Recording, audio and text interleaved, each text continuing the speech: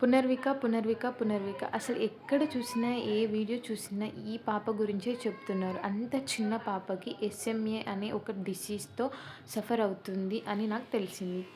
ఆ పాప ఆ డిసీజ్‌లో నుంచి బయటపడాలి అంటే ఒక్క ఇంజెక్షన్ కాస్ట్ 16 కోర్స్ కావాలి. కానీ ఆ పాప ఒక మధ్య తరగతి కుటుంబంలో ఉంది. అంత పెద్ద అమౌంట్ మధ్య తరగతి కుటుంబానికి చాలా పెద్ద అమౌంటు. కానీ అది సాధ్యపడని విషయం అన్నట్టు. సో, కాబట్టి మనమందరం ఆ పాప కోసమే మనకు తోచినంత సహాయం చేద్దాము. నేను నాకు తోచినంత సహాయం చేశాను. మరి ఇప్పుడు మీ సమయము. మరి మీలో కూడా ఎవరో కొందరు మీకు తోచినంత సహాయాన్ని చేయండి. అండ్ ప్లీజ్ అండి, ప్లీజ్ మీకు చేతులెత్తి మొక్కుతాను. ఆ పాప బ్రతకడానికేసి మీకు తోచినంత సహాయాన్ని చేసి, మీకు మానవత్వం ఉందని చాటుకోండి. ప్లీజ్ అండి.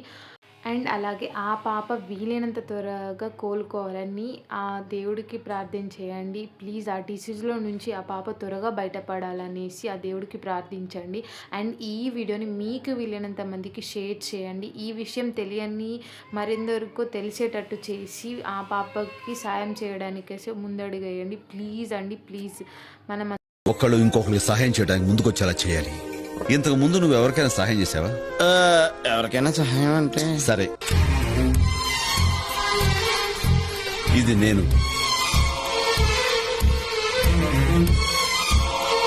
నేను ఓ ముగ్గురు సహాయం చేస్తాను. ఆ ముగ్గురు దగ్గర నుంచి నేను థ్యాంక్స్ కోసం ఎదురు చూడకుండా తలా ముగ్గురికి హెల్ప్ చేయమంటాను.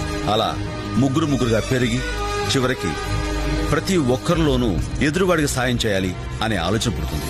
ఎవరో ముక్కు మొహం తెలియని వాళ్ళకి మనం హెల్ప్ చేసినప్పుడు వాళ్ళకు కూడా ఇంకొకరికి హెల్ప్ చేయాలన్న మనస్తత్వం తప్పకుండా వస్తుంది. ఈ ప్రపంచంలో మనిషికి సాయపడేది ఆ దేవుడు కాదురా, మనిషికి మనిషే సాయపడాలి. ప్లీజ్ సేవ్ పునర్వికకి పునర్జన్మని ప్రసాదించండి. ప్లీజ్ అండి.